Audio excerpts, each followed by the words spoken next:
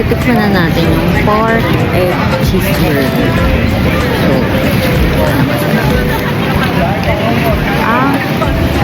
ang init. Pina-add ko lang ng ketchup pero pwede kang maglagay ng hot sauce, garlic, sauce at saka Tagal to eh. madaming hapit.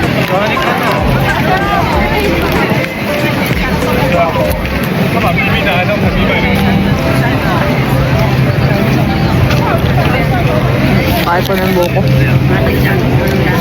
Hindi. Hindi ko pa gano'n nalalasa. Yan ko.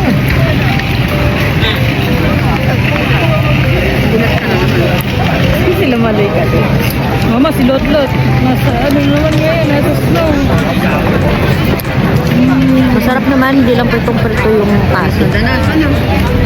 Okay. Parang meron din sa Pilipinas.